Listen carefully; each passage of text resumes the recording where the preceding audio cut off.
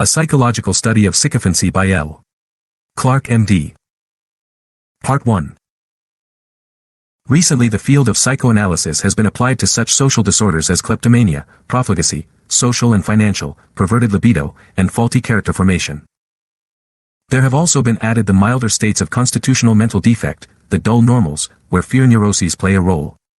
Again, there are individuals who are inadequately equipped emotionally, at present still known as psychopathic personalities, or are threatened with serious difficulties and conflicts, who do not come under an exact diagnosis, and these may be brought under some form of analysis if not psychoanalysis per se.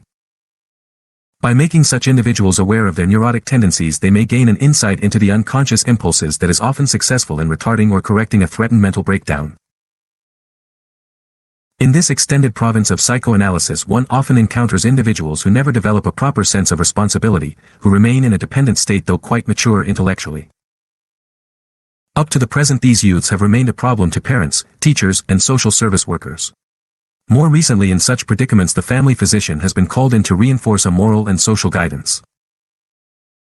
His failure to understand the deeper unconscious forces at work has rendered his assistance ineffectual, and the social parasite, or sycophant, has continued to be an object of worry and discouragement, engendering the pessimistic view that nothing can be done for the individual save to incarcerate him or permit him to pass on to further social dilapidations. While our present study offers no final or satisfactory solution of the general problem, we have endeavored to make a careful detailment of some of the problems commonly met with, and have pointed out the successive points of fixation and arrest that take place in the individual's emotional development. Through our psychoanalytic interpretation of a single case we hope to make more patent the genetic causes that underlie sycophancy. The subject of our presentation is a young man whose quiet assurance impresses one from the start. His clothes fit perfectly, his clear-cut features suggest the immaculateness of the man in the collar advertisements. He walks with grace, a perfect calm of confidence and freedom. He is perfectly at home balancing a teacup on his knee, talking engagingly and pleasantly with his hostess. His smooth, polished appearance suggests a matinee idol, certainly he would be admired and sought after. Before long he has caught the informal spirit of the group and is willing to have them call him Dick. The boys flock to his room. As he chats pleasantly with them their eyes wander to the rich furnishings, the 3 wardrobe trunks filled to capacity with clothes of excellent quality. They note the huge fur rug, the expensive radio Victrola, the richness of the hammered silver mountings of costly photographs, the leather portfolio which holds a quantity of extra fine stationery. These countless possessions speak of wealth and position, the boys admire them and envy their possessor. As the days go by they find that Dick is a regular fellow. He has a new line of risque stories which he tells with an air of sophistication. They wish they possessed that suave smoothness. Girls feel that his attentiveness is truly earnest, his charming manner attracts them. The young men look up to him almost as an ideal, a prince whose favor they would try to hold. In a short time he could probably exert such an influence over the other boys that they would follow him and agree with him beyond all reason. Here, apparently, is a leader. Dick is talking with one of his new acquaintances. The other is speaking of his interest in painting one of the buildings. It is hardly conceivable to associate Dick with such a plebeian subject, nevertheless one is pleasantly surprised to hear him say with a tone of sincerity, "I should think that would be interesting." "Do you have to do it all from a ladder, or can you arrange a scaffolding of some sort? It must be a terrific job to reach all the places without a scaffold. Don't some of the hardware stores sell an arrangement of block and tackle for such things? Yes, it must be very complicated. I'd enjoy getting out with you in the morning, maybe we can dope out something." Here is the promise of constructive interest and cooperation. Weeks go by. The boys painting the house are disappointed. Dick has given indications of a helpful spirit but has done nothing. He has made no use of that influence he can exert over the other boys. There is a quiet show of sophistication, wit, cleverness, but no activity. His chuckle is lightly sarcastic as he addresses one of the group sawing wood. "Well, well. A great, big, strong man. I'll bet the doctor will be pleased, particularly if you cut a lot of logs for his fireplace." There is a gay loftiness in his manner. The others laugh with him knowingly. One suspects the other fellow feels he is rather a fool to do all that work. There is something spontaneously humorous in Dick's wit, but a vaguely sneering quality mars its gayness. People laugh uproariously at his sarcasm, admire his cleverness, and secretly feel ashamed of their sincerity. He has a way of making earnestness seem like naive stupidity. His affable manner, his quick show of interest, his influence over people, all suggest possibilities. Why does nothing come of it? Why does he have this attitude toward sincere effort? Someone speaks to him about it. A rush of anger surges into the young man's white face. Don't ever say that to me again, I resent it. His tone is haughty, dignified, as though announcing this insult would be settled on the field of honor. The remark has evidently disturbed his poise, but a cold bitterness preserves the fundamental aloofness of his nature. Later he writes a note, I was a poor sport to argue with you this evening. You are cooperating to help those who are here to help themselves, and I should understand that and not make it harder for you. Don't look on me as a petulant creature. I'd like to be a help around here and not a hindrance. I would be pleased and gratified if you could feel that you would like to call upon me to help in any way I can. Here is a gentlemanly spirit, here again the promise of something constructive. But how often are these doomed to disappointment? The young man gives the impression of a certainty of action in the future, then it all drifts heedlessly into oblivion.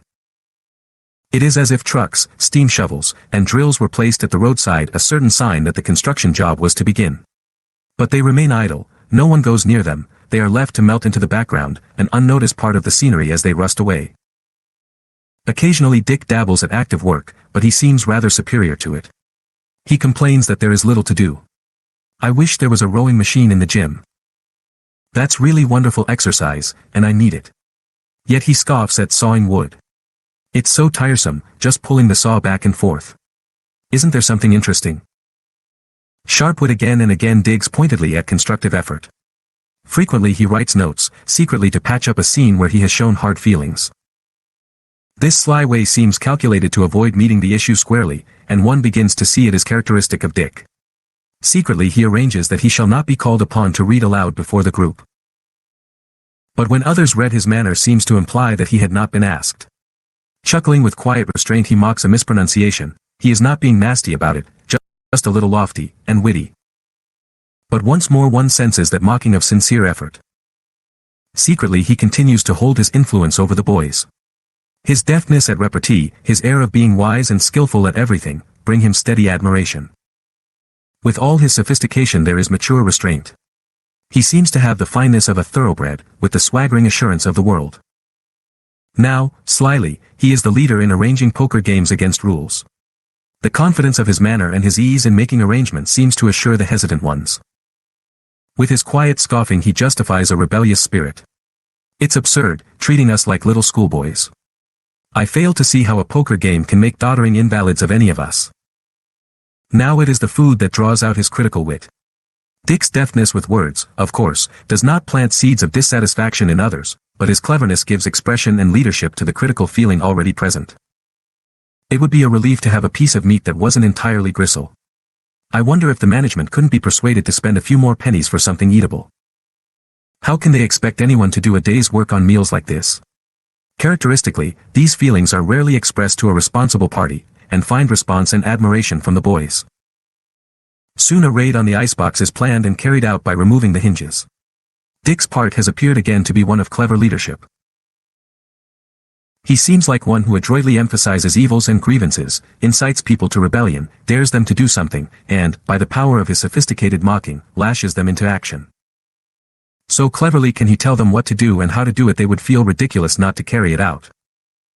Similarly, Dick leads in breaking other rules and inciting rebellious spirits. They are small things in themselves, but his manner leads one to think of a gang leader plotting petty raids. Dapper and polished in appearance, he is not the one to do the dirty work, but is the moving force behind it. The active ones accept his plans absolutely as being the surest way of putting it over, and beating the game.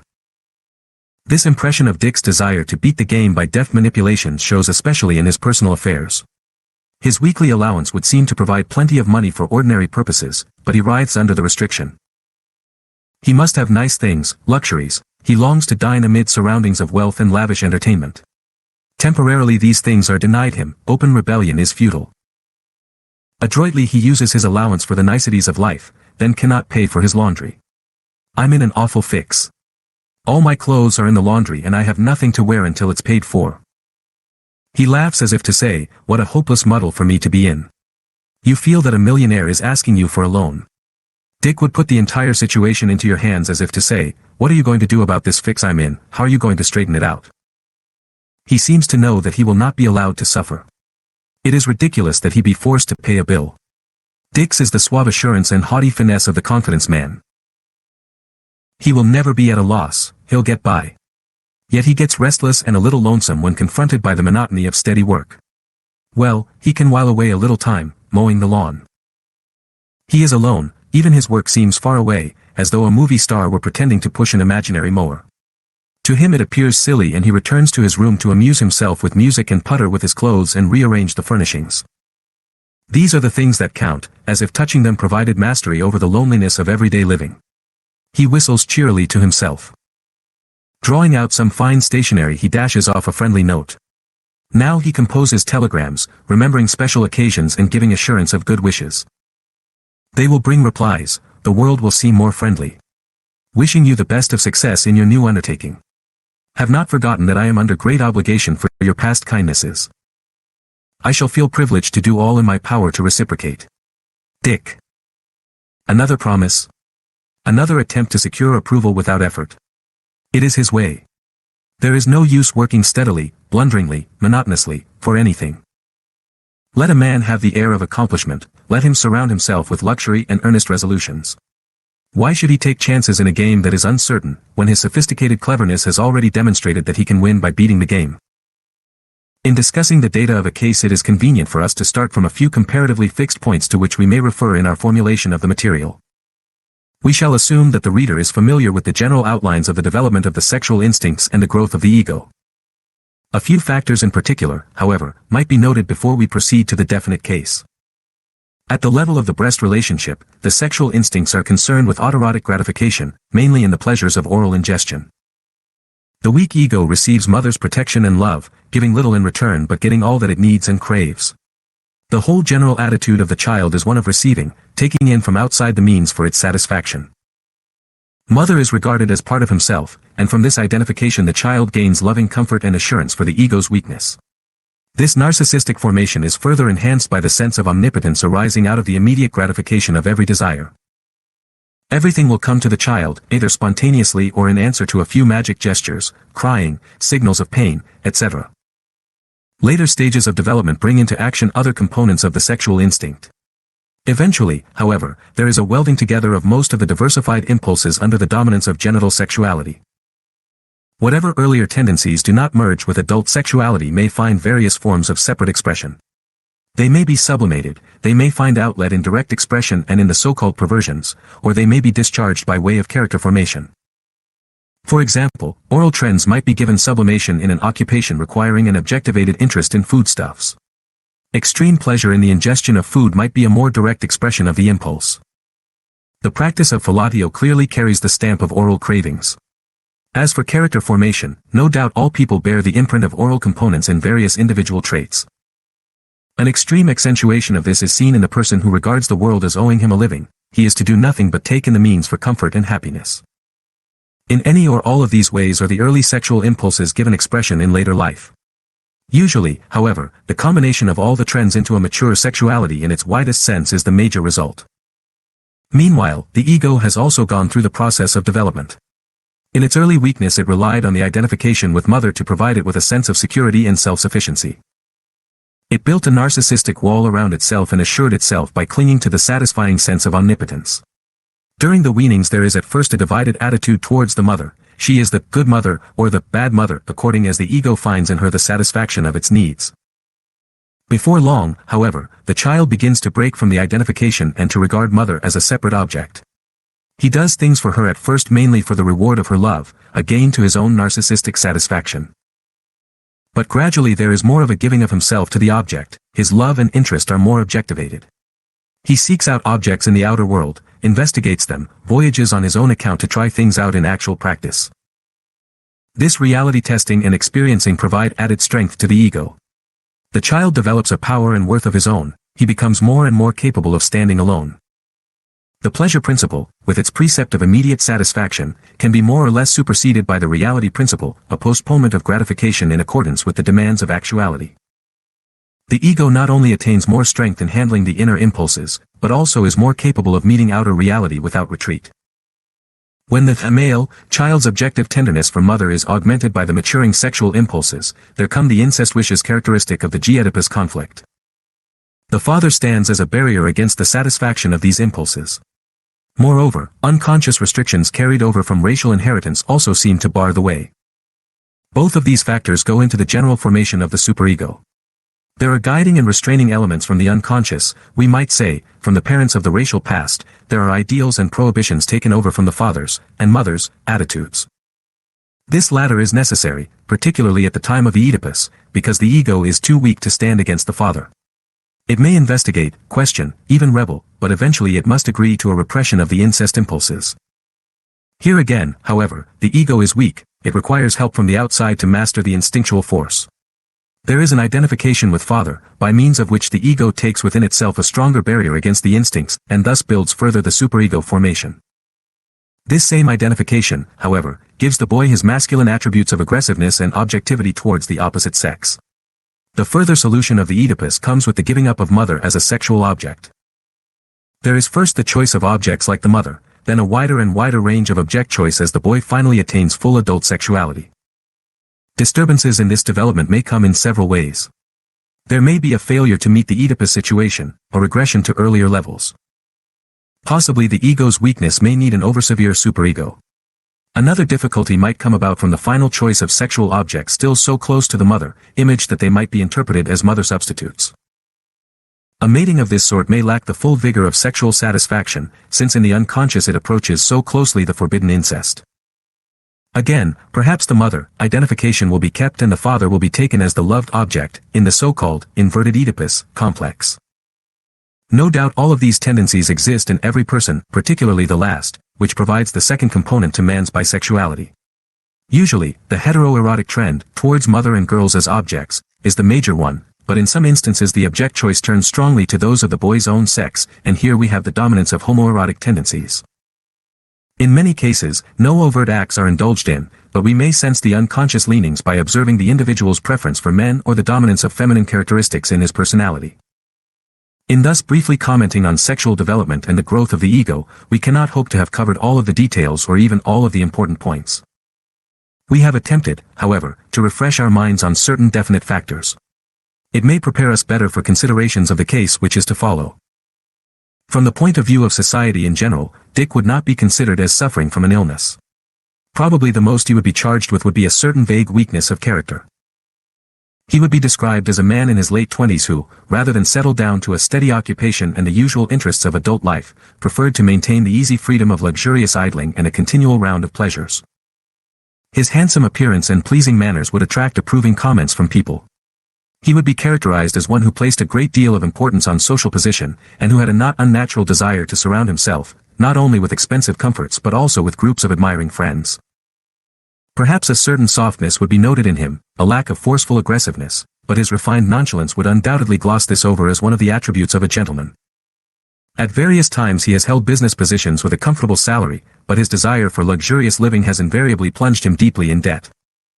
Borrowing large amounts from his wealthier friends, he has given earnest promises that the future would bring full payment. But further borrowing, to pay old debts and to meet new, regularly puts him in deeper trouble. He must avoid those to whom he owes money. He must resort to sly tricks to gain time. Eventually he must reveal himself as hopelessly involved, and rely on his father or a near relative to extricate him. Occasionally alcohol provides a method for temporarily forgetting his troubles. Frequently, he makes a fresh start in a new environment, but soon the same tendencies reappear. Possibly society would hold a harsher opinion of the young man after several repetitions of the various tricks he uses to avoid his obligations. Yet those who know him would hesitate to call him dishonest. They might suspect and dislike him for his irresponsibility. Perhaps they would account for it on the basis of moral weakness. The familiar procedure might be to teach him, to convince him that he should act differently, or, when this fails, to punish him and perhaps eventually give him up as hopeless. We shall be interested in seeing what possible understanding psychoanalysis can give us of the factors which lie behind these characteristic difficulties. Our conclusions cannot be definite, inasmuch as the analysis has not been completed. But we may be able to find some basis for a provisional formulation in the material thus far presented. The following ideas have appeared repeatedly in Dick's associations. I love a nice apartment, to have people say, Dick's place is fine. I've always spent money to get it. I'd use every means to get money if I needed it, go to the bank, draw a check even if I knew I had no money. I can't be alone. I want someone with me, a home, a fireplace, a nice dog lying in front of it. Ever since I was 7 or 8 I've enjoyed good music. Music makes me forget. I'd play the Victrola for hours. It did something for me, like the pictures, the alcohol, the companionship, not wanting to be alone. I used to buy a lot of things, fancy cuff links for $20, colored stones. Spent a lot of money in Germany and Paris. At 11 spent a summer with my sister and nurse. Beautiful, enjoyed it all, proud that I could live like that. Was interested in toys, airplanes, wanted to feel I had the best of all the kids, and did. Always a delight to look at jewels and wish I had them. Always loved to travel. The kids at home were jealous to know I was traveling in Europe in a motor. Having always had it I have always thought I should maintain it, and I tried, but it got me in a lot of trouble. Mother helped me get a job. I unfortunately ran across a distant cousin. Apartment cost $100. I took it. I ran it. My cousin told me I should have it, that I must have a good address. I took her at her word, and have always tried to do it. Tried to go to a boarding house, cut expenses, but didn't like it. My peace of mind more important. Couldn't put up with any inconvenience. Now tells of tricks he used to borrow money, always to satisfy the demand for comfort. Would go to a lawyer, get him to write to his creditors, would tell him a story about going to get money from a trust fund. Always easy to get something for nothing, and always thinking I could pay it off sometime. Always trying to get something for nothing so I wouldn't want for any comfort. I've always wanted to be better than anyone else, have better things, like clothes, toys. I love to have a lot of silver ornaments about me, nice pictures, fine stationery, nice room, clothes, linen. Then I feel important above the rest. Guess I've placed a lot of dependence on such things and not enough on what I was really able to do. Our attention must focus, not so much on his desire to have nice things as the use to which he puts them. The material seems to indicate that they have the significance of protections and supports. Had he worked all the harder and saved his money carefully in order to surround himself with luxuries, we should say his craving was an impelling force towards objectivity and constructive effort. But Dick's ego seems to be without this power. As he has hinted, the possessions are substitutes for real power, rather than indications of actual worth. He wishes his narcissistic reward without a proportionate expenditure of effort to get something for nothing. The weak ego seems to need continued assurance that all is well, that it is loved and cared for adequately. By piling up narcissistic comforts and possessions, he apparently accomplishes this result. He seeks to give himself, artificially, a sense of omnipotence which shall compensate for his lack of real strength. There seems to be an urgent need and a dependence upon luxuries. Dick has often remarked that they do something for him, that he feels lost without them. Moreover, he has said, I often become interested in people, but before long my interest dies out and I drop them. Associations indicate that when the relationship begins to require something of him, he draws away. Similarly, he has no use for people who have a childish need for love and attention. They are repulsive. I don't want to give any part of myself. He continually attaches importance to things which bring a return to him, but resists any requirement of objectivity on his part. Richness of surroundings would seem to answer such a need for incoming satisfaction. One further point stands out in his associations regarding pleasures and comforts. The characteristic element in his financial difficulties has been the desire for immediate enjoyment. There is no postponement of the satisfaction he craves. He goes to any lengths to gratify the needs of the moment. If he can cash a check, it will give him the money for his luxuries today. He knows that 2 days later the check will be returned for lack of funds. Meanwhile he will have had his pleasures, and probably he can find someone who will help him honor the check. He has made this comment as characteristic of his feeling, probably it will turn out as I wish it. I'm more optimistic than pessimistic. Hope springs eternal in the human breast. Dick's general attitude towards the environment is as if it were a person from whom he may receive all the answers to his needs, without responsibility, almost without effort. We may recognize the close holding to the pleasure principle, with its formula of immediate gratification. The omnipotence of wishing seems to stand out definitely, while the optimism which he manifests is suggestive of the nursling who relies on the all-giving mother to see that satisfaction always comes. These factors, together with his dependence and need for narcissistic protections, all suggest the familiar, oral character formation. He does not seem to be mainly interested in keeping his possessions. He often pawns or sells them in order to gain new pleasures. The possible anal significance of his attitudes, therefore, appears overshadowed by the dominant note of ingesting the richness of satisfaction.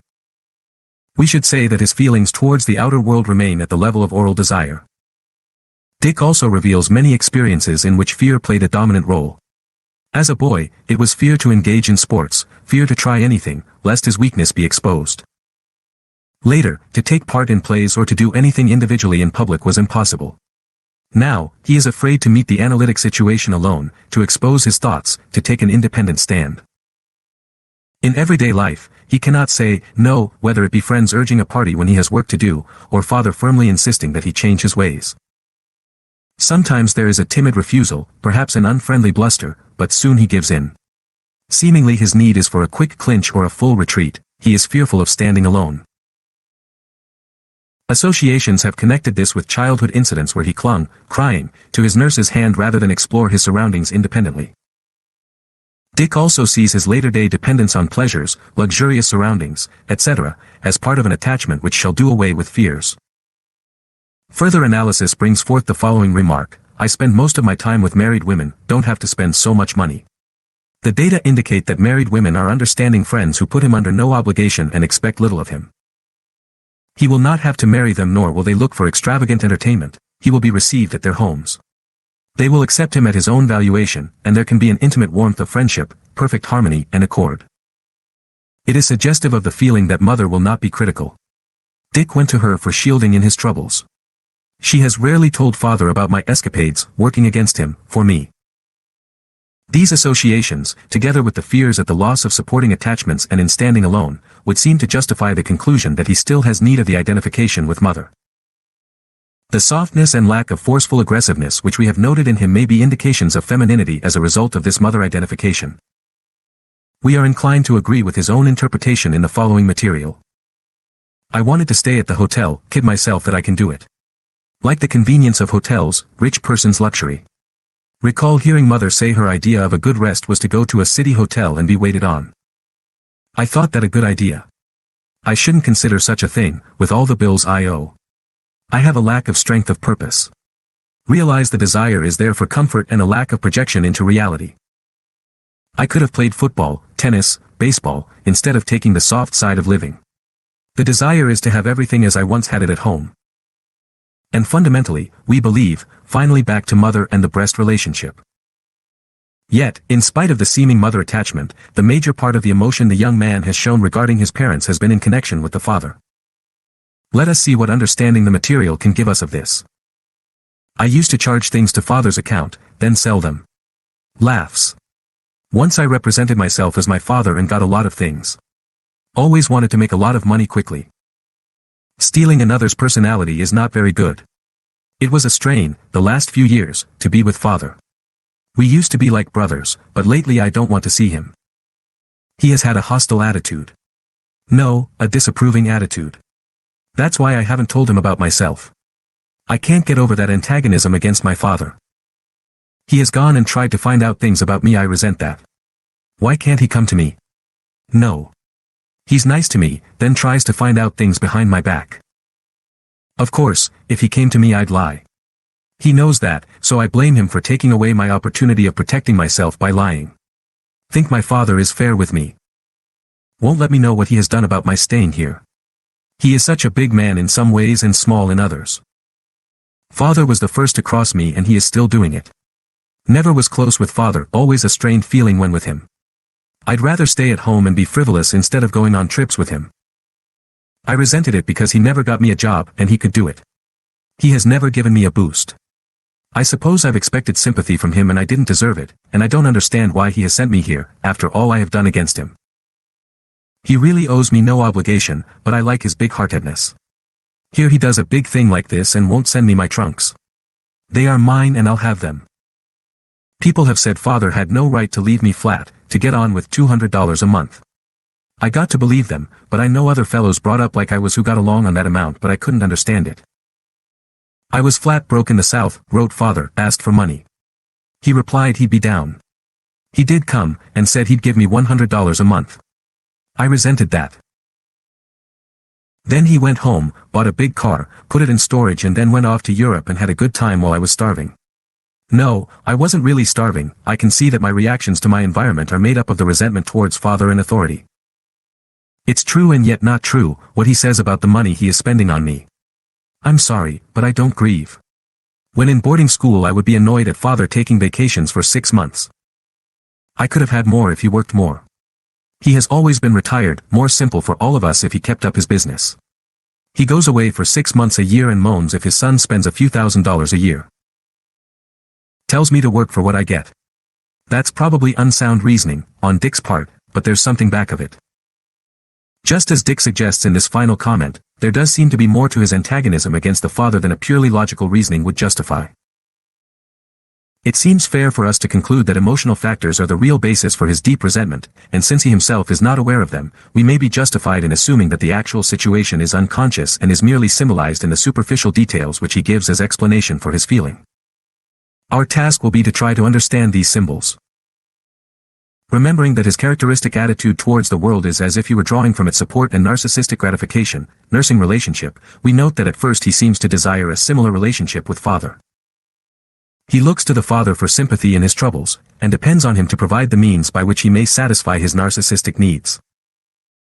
In other words, he goes to father, not to form an identification which shall go to increase his own power of objectivity, but to continue an attachment which shall enhance his narcissistic sense of well-being.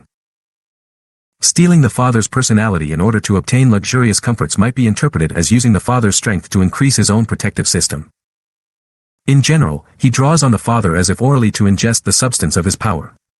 Thinking in these terms, then, we would say that Dick wishes to nurse from father, and like the nursling, to gain sustenance and magic omnipotence from it. It may be that this is the basis for a homoerotic tendency in Dick, but we shall reserve this for later consideration.